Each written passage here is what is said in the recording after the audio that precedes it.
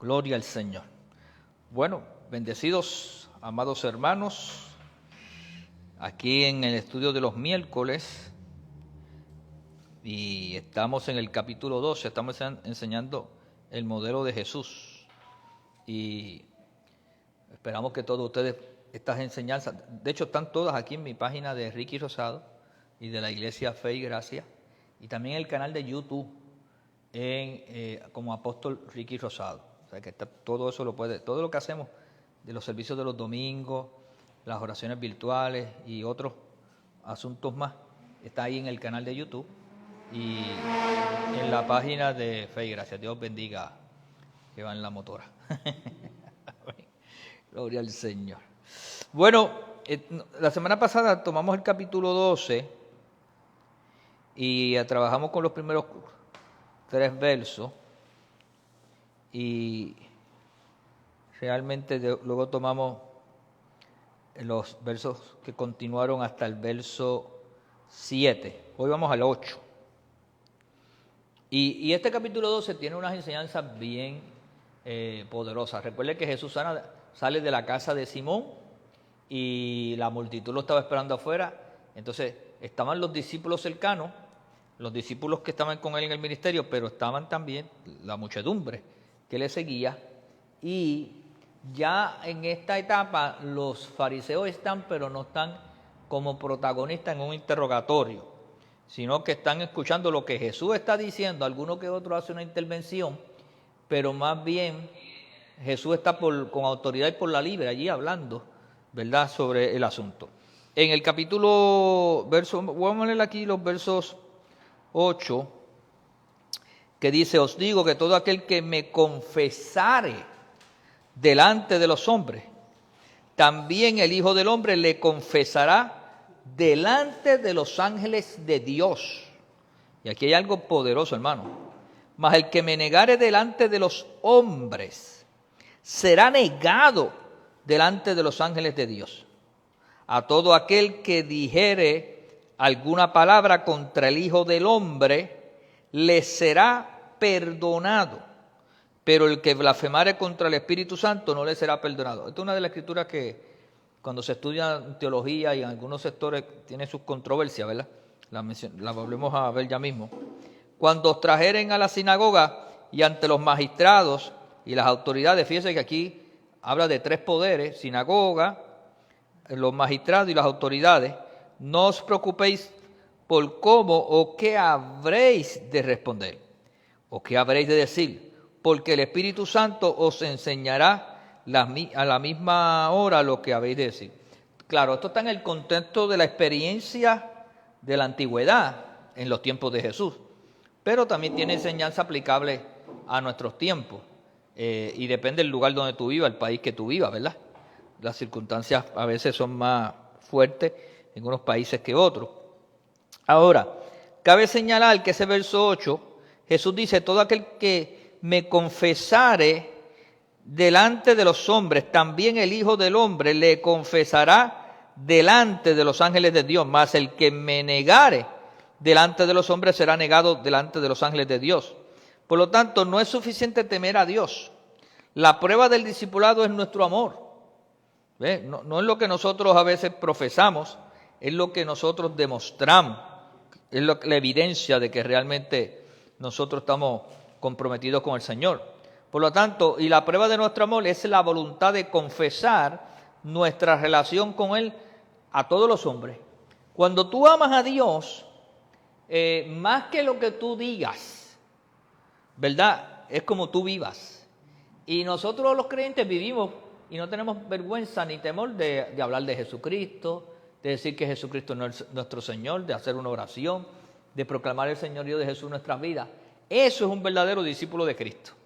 Eso es un verdadero discípulo del Señor. Eso es una persona que confiesa al Señor en cada lugar y no teme negarlo. El que niega a sus padres delante de sus amigos no es digno del hogar del cual forma parte. Y para mucha gente es un orgullo hablar de sus padres, pero hay gente que como que mete la tranca, ¿verdad? Como no quiere tocarle el tema, no quiere hablar del tema, se avergüenza de sus padres. y más en las personas que posiblemente se superaron en la vida y estudiaron y llegaron a ciertas posiciones por el sacrificio de sus padres, en la manera que pudieron, y sus padres no tienen la educación, la formación, y ahí empiezan esas diferencias de clases sociales, porque es una diferencia clasista, ¿verdad? Los padres de nosotros son los padres, y esa gente hay que honrarlo. Entonces la filiación con Dios y la ciudadanía en los cielos no puede existir donde el desamor, el egoísmo y la cobardía caracterizan la actitud humana hacia Dios. O sea, un creyente que se avergüence de testificar que lo es, que es creyente, que ama a Dios, pues en cierta manera está negándolo. En cierta manera lo está negando, porque si tú tienes que reprimir tu cristiandad, porque el círculo donde te rodea, pues no profesan tu fe, o ven eso como algo anticuado, como algo, ya la religión, nuestra profesión acá es algo. Yo en eso admiro ciertas personas que no importa que sean profesionales, no le importa que estén en el ámbito político, no le importa que estén en el ámbito donde hay dinero corriendo, ellos mantienen su fe, mantienen su sistema de creencia, de fe, mantienen su declaración y si tienen que predicar a Jesucristo lo predican con la misma libertad de cualquier sitio, y esa gente son admirables. A todo el que dijera alguna palabra contra el Hijo del Hombre le será perdonado. Y eso básicamente es que Jesús, iban a decir de él 20,000 palabras. Todo el tiempo estaban los fariseos acusándolo, todo el tiempo estaba allí. Y Jesús dijo, mira, yo los perdono. De hecho, lo primero que hizo en la cruz del Calvario fue decir, Padre, perdónalos, porque no saben lo que hacen. Él intercedió. En otras palabras, yo los perdono y tú los perdonas. Ahora, luego hay un punto aquí que se establece, ¿verdad? Bien importante. Aquí se indican 3 niveles de autoridad. Número 1, las sinagogas constituían los más bajos tribunales eclesiásticos. Era el tribunal de la moral eclesiástica, del dogma. Los magistrados eran los gobernantes y autoridades judías a un nivel más elevado. Ya era Caifás, ya eran los tribunales que le habían concedido a los judíos de aquel entonces legislar o atender las violaciones de leyes sociales, ¿verdad? Pero las autoridades probablemente sea una referencia a gobernantes como Herodes, como Pilato, como Félix, que ya estaban representando al Estado, al Imperio Romano, ¿verdad? Luego dice, no os preocupéis por cómo o qué habréis de responder. No necesitaban preparar discursos y tenerlos listos para caso de arresto, es lo que le estaba diciendo, por causa de la persecución.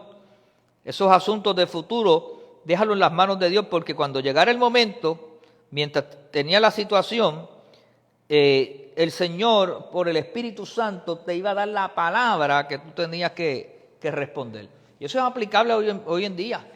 Cuando por causa del Evangelio tú te veas en una encrucijada, por causa de tu fe, venga una persecución o venga algún tipo, y la persecución se está dando en muchas formas y maneras, ¿verdad? Con estas luchas de ideologías que hay ahora mismo, con esto de tantos derechos humanos, derechos civiles, demandas que surgen por cosas que ahora cualquiera demanda, pues Dios te va a dar la palabra, Dios te va a dar la respuesta, Dios te va a dar la salida por el Espíritu Santo que está en ti. O sea, el Espíritu Santo te da el equipamiento cuando tengas que responder una entrevista que te quieran hacer para...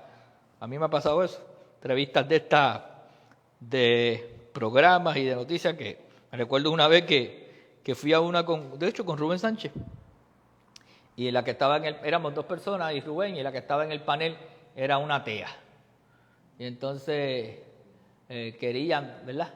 Y otras más que hemos ido, que querían fabricar, te ponen 3, 4, y entonces Dios te da la palabra, tú sabes, Dios te da, claro, Dios me da ahora palabra y sagacidad para escoger a cuál voy. Ahora voy a la que yo quiera, y no. Pero en ese momento que estamos construyendo, en la batalla que había, para poder, porque nadie quería hablar. La mayoría de los pastores no se meten en esos temas, quieren estar demasiado protegidos. Pero gracias a Dios, Dios nos dio no solamente la capacidad de responder, que también nos dio un canal, que yo podía responder las veces que yo quería. Y hoy en día todavía no solamente tenemos la capacidad de hablar por el canal, sino que estamos en la emisora número 1 de Puerto Rico, ¿sabes? WKQ, con 4 horas, ¿sabes? 2 horas los viernes y la repetición los domingos. Y eso te da un micrófono y te da una capacidad de tú responder y educar sobre temas relevantes, ¿verdad? Pero todo eso se logró por la valentía. Eso se ganó porque estábamos dispuestos a enfrentarnos a esa situación. Ahora, cuando dice el Espíritu Santo os enseñará en la misma hora qué habéis de decir. O sea, que el Espíritu Santo le suplirá los mejores testimonios y argumentos, le dará el punto y el momento necesario para que podamos reflejar la luz del Señor. Ahora, hay algo aquí que dice que la blasfemia, que lo brinqué en el verso 10, a todo aquel que dijera alguna palabra contra el Hijo del Hombre será perdonado, pero al que blasfemare contra el Espíritu Santo no le será perdonado. Y eso ha creado mucha controversia. Algunos dicen que eso no fue lo que se quiso decir, otros teólogos han dicho que no tiene perdón. Y la realidad es que contra Jesucristo se iban a hacer expresiones, pero contra el Espíritu Santo, que es el que está contigo, que se va a quedar contigo, que iba a permanecer, cuando nosotros hiciéramos expresiones que fueran en contra de la doctrina fundamental del Evangelio, de la gracia, de lo que es el fundamento, en blasfemia, o sea, con la intención. Esto no es para todo el mundo, no todo el mundo puede blasfemar contra el Espíritu Santo. Son gente que han gustado, dicen en otros versos en hebreo, que gustaron el don celestial, que tuvieron la revelación y ahora con su capacidad y autoridad que tienen, manipulan la cosa. Toman un cierto grado de dogmatizar y engañar. Esas personas se convierten en falsos maestros y apóstatas de la fe. Y usando la figura del Espíritu Santo, ofenden y van en contra de los principios fundamentales y básicos de la gracia y del Evangelio. Entonces esa gente, de esa manera, estarían blasfemando contra el Espíritu Santo, porque estarían negando a Cristo. De hecho, hay montones de lugares que han negado a Cristo. Pues ahí está la blasfemia, porque el que continuó la obra de Cristo en la tierra, a través de todos nosotros, es el Espíritu Santo. Y eso es lo que significaría, pero pensar que cualquiera puede blasfemar contra el Espíritu Santo, no. Porque hay gente que dice en las iglesias estupideces, pero son gente neófitas, ignorantes. Además, lo dicen a veces hasta de buena intención, pero no saben lo que están diciendo. Y entonces esa no sería la blasfemia contra el Espíritu Santo. Ahora, Jesús viene y trae una parábola. La parábola del rico insensato. Le dijo, uno en la multitud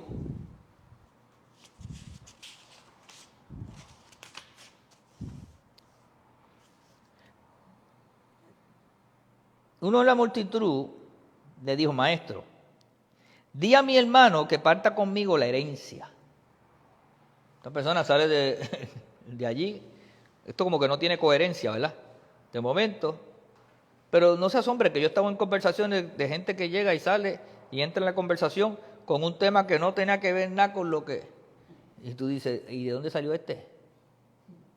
Pues esas cosas pasan también, en esto pasó en los tiempos de Jesús. Mas él le dijo, hombre, ¿quién me ha puesto sobre vosotros como juez o partidor? El hombre vino a traer un elemento que culturalmente era un problema que pasaba entre los judíos y pone a Jesucristo en posición de magistrado. Y corto ni perezoso, Jesús si el hombre fue rápido en su planteamiento, más rápido fue Jesús en cortarle la cosa.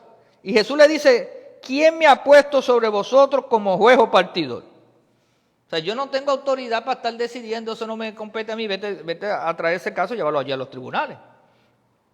Ahora, y le dijo, mirad, guardaos de toda avaricia. Ahora, yo te voy a dar un consejo no legal, ni cuestiones procesales, pero sí te voy a dar un consejo de vida, de cómo se manejan los asuntos. Y le dijo, mirad, guardaos de toda avaricia, porque la vida del hombre no consiste en la abundancia de los bienes que posee. Y créame que la sociedad que vivimos hoy en día vive así, que el que más tiene, más vale o más reconocimiento tiene. Y la gente se mide por lo que tiene, donde tú estudiaste, cuántos son tus ingresos, de qué apellido tú vienes, cuántos bienes tú tienes, qué tú puedes darme. Y lamentablemente la sociedad te mide en términos de estatus social. Miran tu carro, miran la cartera que tú tienes, la ropa, cómo hablas, con quién jangueas. Y lamentablemente así se mide eso. Entonces, pero Jesús dijo, guardaos de toda avaricia. Eso se llama avaricia, porque la vida del hombre no consiste en la abundancia de los bienes que posee. También le refirió una parábola diciendo, la heredad de un hombre rico había producido mucho. Y él pensaba dentro de sí, y es lógico, diciendo, ¿qué haré?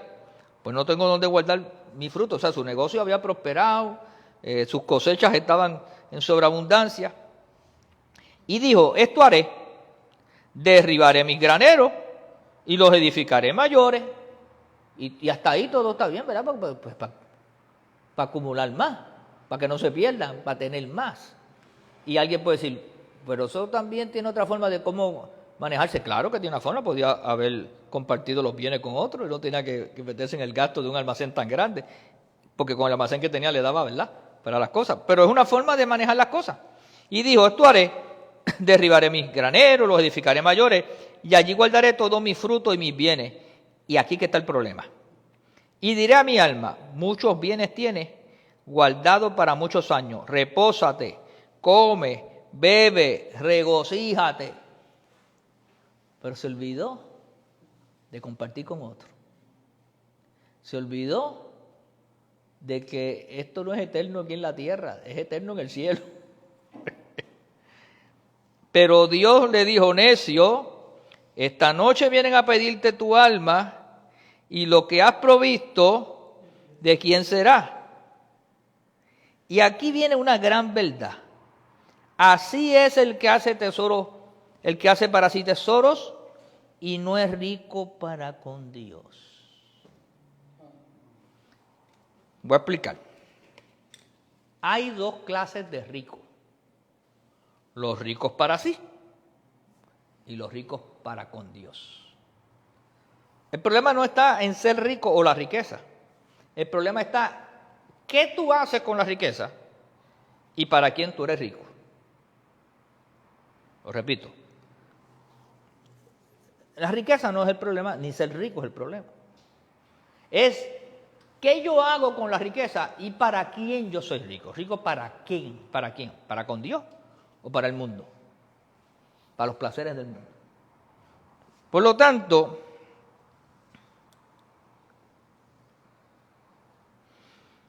el maestro amplía el punto de la parábola en un principio universal. Dios llama estúpidos o necios a los que pasan todo el tiempo e interés acumulando tesoros en este mundo, descuidando completamente el interés de sus almas. O sea, no piensan en la eternidad, no piensan en su vida espiritual, no piensan en ser ricos para con Dios.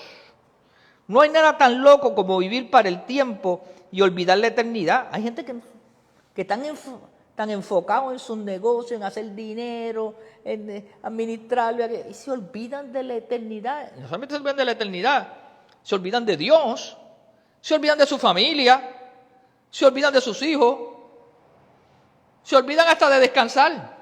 Entonces trabaja, y cuando le explota la... Por lo tanto, esta gente viven para el tiempo y se olvidan de la eternidad. Vivir para uno mismo y olvidar a Dios. La gente se olvida de Dios. ¿Y se acuerdan de Dios cuando qué? Cuando explota el problema en la casa, cuando los negocios van para abajo, cuando viene la enfermedad, cuando viene el acto loco. Ahí se acuerdan de Dios. No comprenden cómo operar en el reino de Dios. no saben que se puede usar las riquezas correctamente y ser rico para con Dios, sabiendo que la eternidad y las cosas espirituales son mayores. Y ejemplo en la Biblia de eso tenemos a Job, tuvimos a Salomón, hombres que vivieron en riquezas extraordinarias, pero sabían honrar a Dios. Y otros más en la Biblia, ¿verdad?, que manejaron esos asuntos. Ahora, vamos a seguir viendo qué enseñó Jesús. Este capítulo 12 se enseñaron cosas poderosas. Entonces ahora Jesús va a hacer una comparación entre el afán, la ansiedad y la fe. ¿Cómo vivir por fe o en el reino? O cómo la gente vive en el afán y la ansiedad. Y créeme que mucha gente vive bajo esas circunstancias. Porque aunque tienen bienes materiales,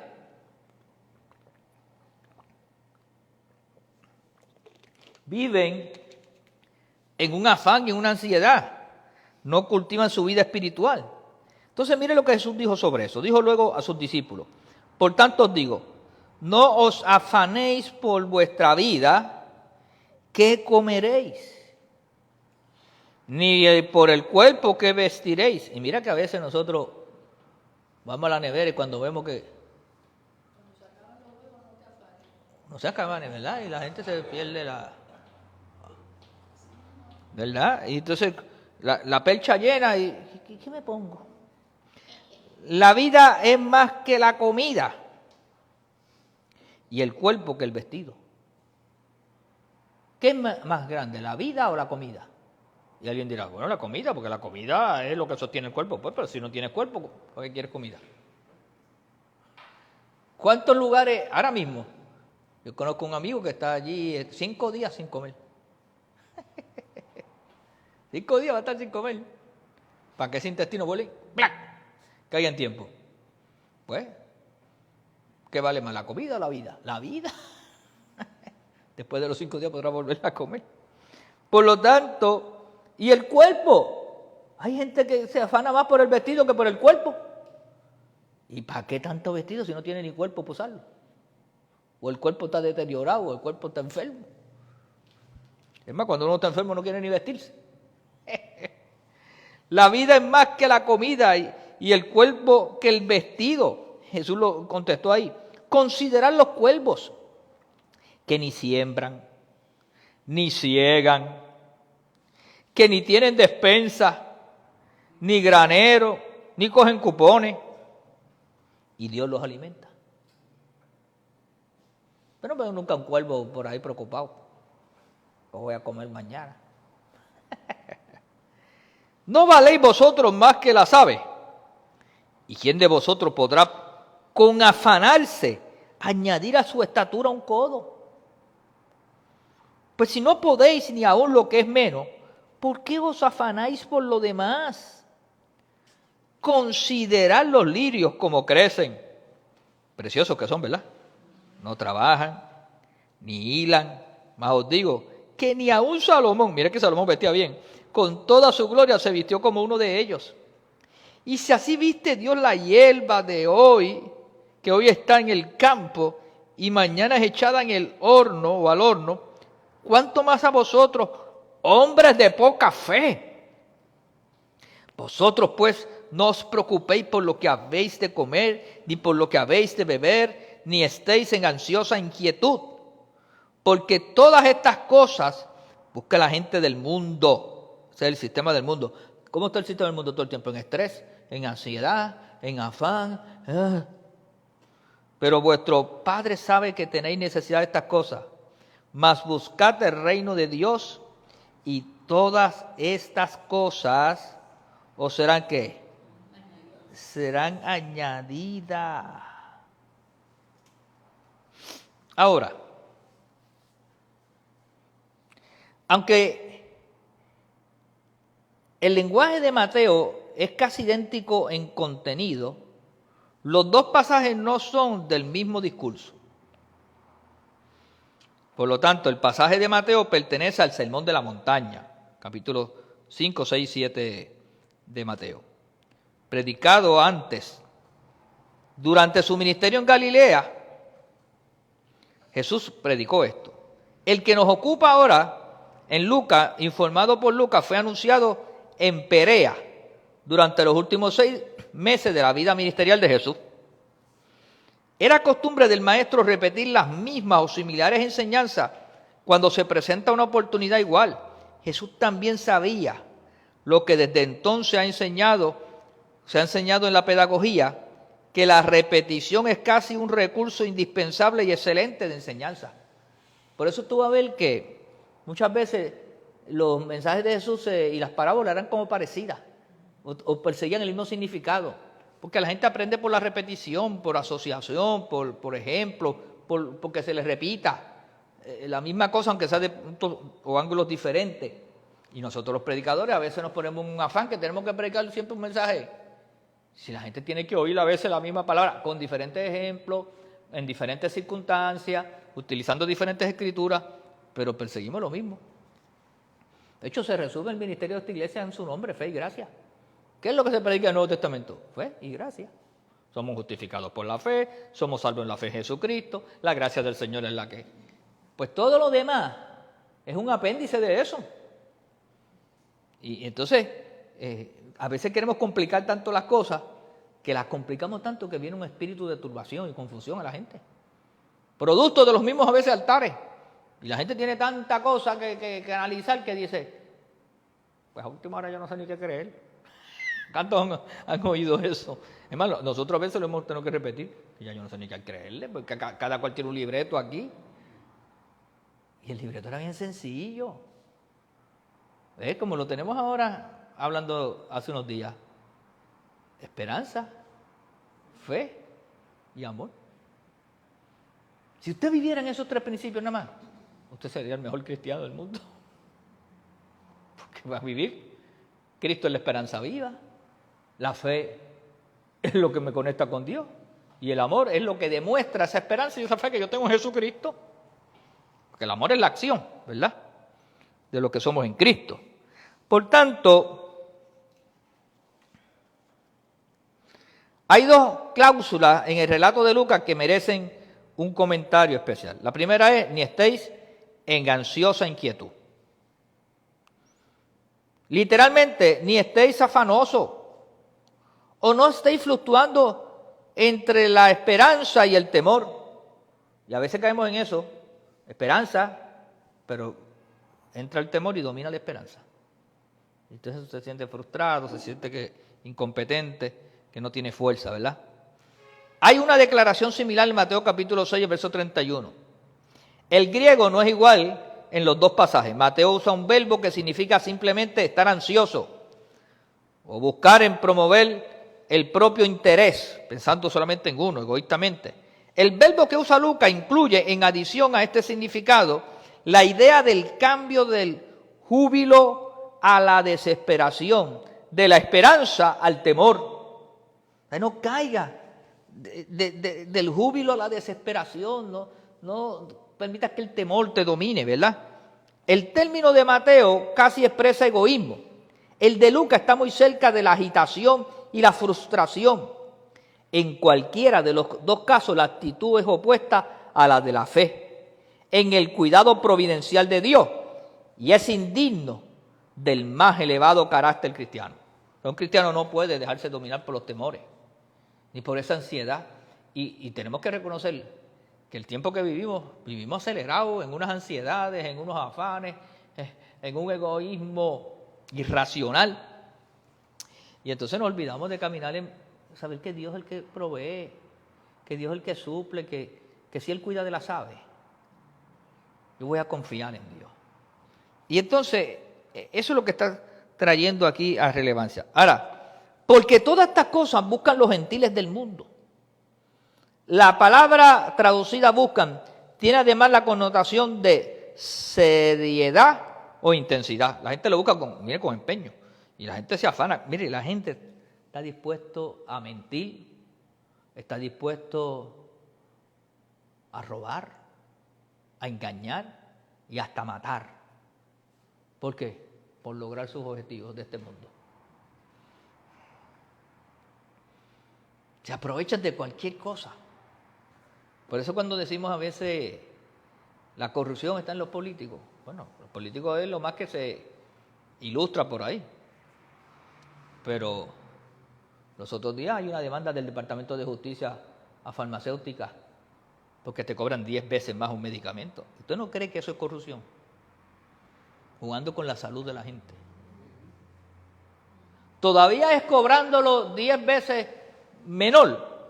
Tienen ganancias millonarias. Yo recuerdo que yo tenía un feligrés y me decía, pastor, mire, esa pastilla que se vende, en aquel entonces la vendían en 10 o 12 dólares cada pastilla. Mire, de costo, hasta pagando las contribuciones, no sale la pastilla, no salen 25 centavos. ¿Sabes tú la ganancia que hay para venderla a 8 o 10 pesos cada pastilla? Hermano, si eso no es pillaje. Por lo tanto, el pasaje corresponde a Mateo 6:32, no tiene la frase del mundo, haciendo que la frase griega etnos equivalga a gentiles. Acuérdense que Lucas todo lo veía desde la perspectiva de los gentiles, en esa forma, ¿verdad? Y Mateo lo veía típicamente desde el pensamiento judío. En los dos ejemplos el sentido es que de estar ansiosos o frustrados o egoístamente preocupados por las necesidades diarias, físicas y temporales, es seguir el ejemplo de los paganos que no conocían a Dios. El trabajo honesto y el cumplimiento de las propias obligaciones temporales no solamente son consistentes con la fe, son condiciones de fe. Entonces, vamos a terminar con estos dos versos. No temáis, manada pequeña. Fíjense que a pesar de que Jesús está hablando con una multitud, sacó un tiempo para hablarle dentro de esa reunión grande a sus discípulos, a la manada pequeña. Porque a vuestro Padre le ha placido daros el reino. Entonces le da dos principios de vida. Después que está hablando de esa ansiedad que tiene el mundo y todo ese tema, Jesús nos da dos principios de vida que yo considero que también han sido mal interpretados. Por ejemplo, Jesús dice, vended lo que poseéis y dad limosna. Y luego dice, haceos bolsas que no se envejezcan, tesoro en los cielos que no se agote, donde el ladrón no llega ni polilla destruye. Porque donde está vuestro tesoro, allí estará ¿qué? También vuestro corazón. Entonces, ya Jesús había hablado de que seamos ricos para con Dios. Y yo expliqué que la riqueza no es mala, es que tú haces con la riqueza, o para qué tú quieres la riqueza, y número dos, que seas rico para con Dios. Pero ahora Jesús le está diciendo, mira, no anden en el sistema ese de ansiedad, de temor, de ese estrés excesivo. La gente se mata por el mismo estrés. No andes en tratando de acumular y de una manera sin pensar en la eternidad. Y no te preocupes porque el Señor te va a proveer y te va a suplir. Eso no significa que no vas a trabajar ni te vas a esforzar en la vida. Pero no podemos caer en los excesos. Los extremos y los excesos son malísimos. Entonces Jesús dice, no temáis, manada pequeña, porque a vuestro Padre le ha placido daros el reino. Número uno, tenemos que establecer que Dios nos ha dado el derecho de reinar. Y nos ha dado la capacidad de reinar. Amén. Ahora, aquí hay varias cosas que hay que entender. Vended lo que poseéis y dad limosna.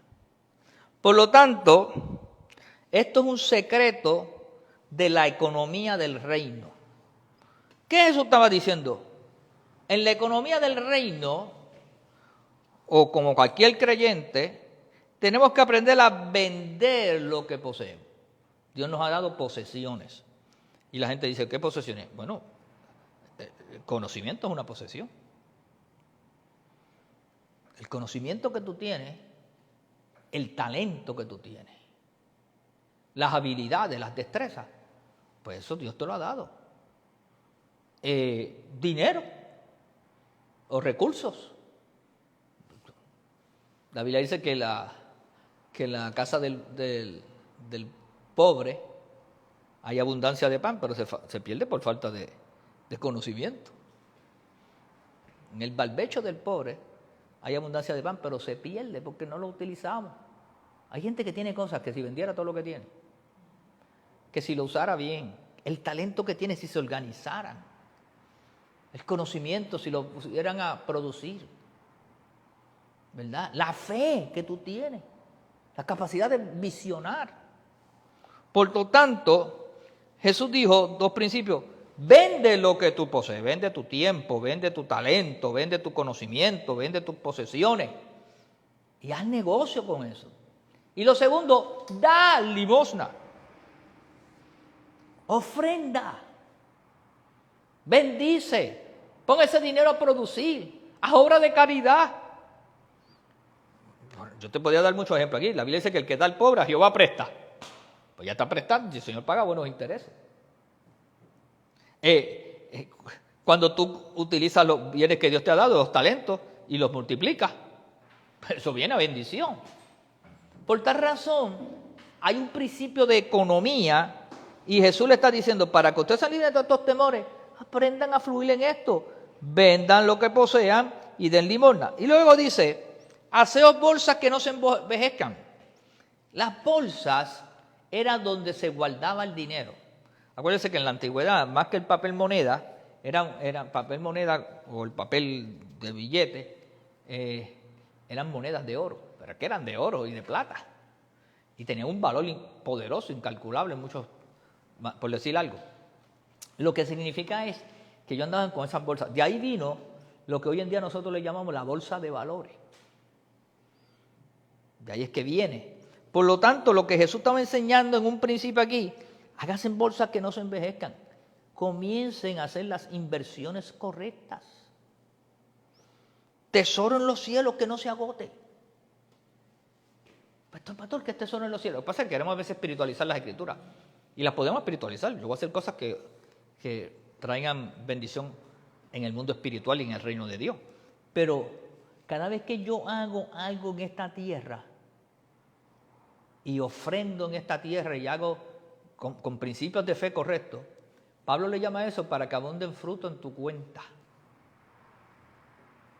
O sea, Pablo enseñó de que lo que yo hago aquí, todo lo que el hombre sembrare, eso también cosechará. Y Jesús habló mucho de la siembra, la cosecha, de parábolas de negocio, porque nosotros podemos invertir en cosas que más que el dinero que pongo en el banco o exclusivamente en la misma bolsa de valores, hago unas inversiones aquí en la tierra, en el mundo espiritual, que cuando yo necesite hacer un retiro, yo puedo orar contra eso, o yo puedo pedirle a Dios que por causa de la semilla que sembré, se abran los cielos y se derrame bendición hasta que sobreabunde.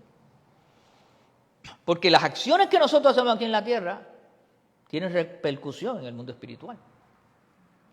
Por lo tanto, yo puedo cambiar mi economía. Aunque la economía del banco diga otra cosa, mi economía que yo he hecho en el reino, de momento tú dices, oye, ¿por qué esto se desató? ¿Y por qué esto vino? Miren, las cosas no vienen de la nada, vienen, número uno, de parte de Dios, en su amor y su misericordia, pero su amor y su misericordia está fundamentado en una fe que le agrada a Él, porque sin fe es imposible agradar a Dios. Y todo lo que yo he hecho en fe, con amor, ve, Ari, todo eso que tú hiciste ahí, toda esa decoración, a lo mejor, créeme que no te vamos a pagar. Eso te lo tengo que decir, ¿verdad? Para que no te hagas falsas expectativas. Pero en el mundo espiritual, que es donde yo quiero que abunde en mi cuenta, porque a veces yo, la cuenta iba a buscar, no hay mucho, pero yo sé que en el mundo espiritual hay. Y lo que tengo que decirle, gracias, Señor, si tú cuidas de las aves, tú cuidarás también de mí. Y yo saqué cuenta que este año yo no pude hacer cosas de mayor impacto por mi habilidad de producir negocios, pero no nos faltó nada. Pues al fin y al cabo, ni los huevos faltaron. Sí, bueno, imagínate que por ahí están pagando la gente a 18 pesos y nosotros por 9 pesos compramos 2 cartones, ¿verdad? Y bueno, allí no se vacían. Y yo creo que el Señor está multiplicando, porque yo como voy y no se vacían. Y entonces, ¿qué? Y yo le dije, mira, y el Señor ha suplido. Y no tuvimos que afanarnos tanto. No es que nos vamos a recostar porque queremos alcanzar otras cosas, pero ¿qué? Que cuando tú te pones a sumar y restar a veces lo que te costó eso, cuando tú lo haces con tu fuerza humana, te costó casi un riñón. Entonces, tú dices, pero ven acá sí. Entonces, lo grande es que Dios va a recompensar. Entonces, la gente no sabe que hay una bolsa. No lo saben, pero a veces se nos olvida y hay que refrescarlo. Entonces, que no se envejecen, porque las bolsas en aquel entonces no es como la de ahora, que es Wall Street, es cibernética. Pero sé que se envejecían y se perdían las monedas por el camino. Tesoro en los cielos que no se agote. Tú puedes poner tesoro en el mundo espiritual, Avi. Tú has puesto un depósito en el mundo espiritual con eso que hiciste. Y sobre eso tú puedes sobregirar o girar. Donde el ladrón no llega, porque ahora, hoy, yo me asombré eso cuando vi eso en el periódico hoy, que en enero han habido 754 millones de ataques cibernéticos al gobierno de Puerto Rico. Pero acá, ¿cuántos ataques hay al día? Claro, ahora yo me puedo imaginar cómo es, porque el hacker que hace es dejar la computadora, pues ahora está tratando de ver si hace el hacker, entonces ellos allá tienen otra computadora tratando que no le entre, y por eso puede ser millones, pues eso está todo ahí por segundo, a ver si descifran el código y entran. Pues cuántas veces han habido, que eso no lo dicen, pero los bancos y la bolsa de valores, porque ellos pues lo recuperan con tanto, como el negocio es tan grande y produce tanto dinero, pues se perderán 20 millones por aquí, pero entraron hoy 200 millones, pues. Por lo tanto, donde el ladrón no llega, ni polilla destruye, porque donde está vuestro tesoro, allí ¿qué? Donde está el tesoro, hermano. Entonces, si yo pongo mi tesoro en las cosas espirituales, si yo pongo mis talentos, mi conocimiento, mi tiempo, todo lo que tenga valor para mí, en las cosas de Dios, en las cosas espirituales, eso me amarra con las cosas de Dios. Pero si yo pongo mi tesoro y mis sueños y mis habilidades en lo mundano, en lo pagano, en lo carnal, en los placeres, cada día eso me va alejando de Dios. Y me va alejando de las cosas de Dios, que es la iglesia y la coinonía. Y ahora no hay tiempo ni para venir al templo, no hay tiempo para orar, no hay tiempo para estar con los hermanos, porque el tiempo es de viajes y de brincos y saltos y se olvida la gente. Entonces, si algo tú quieres cuidar, sobre toda cosa guardada, pues mira a ver dónde está tu corazón. Porque el corazón te llevó a Dios cuando pusiste los tesoros en el Señor. Pero el corazón te puede alejar de Dios si pones los tesoros. Miren qué brutal es eso de los tesoros. Y la gente juega con eso. Que Dios añada bendición a su palabra. Gracias por... Bueno, todavía no hemos terminado el capítulo 12, pero nada, lo mejor que hay miércoles tras miércoles. Que Dios nos siga edificando. Gracias por compartir con nosotros. Lo puede volver a ver este mensaje, eso queda grabado en las redes. Y nosotros ahora recibimos las ofrendas y los diezmos. Lo puedes hacer a través de ATH Móvil, CFC Fe y Gracia. CFC Fe y Gracia. Que Dios les continúe bendiciendo. Muchas gracias.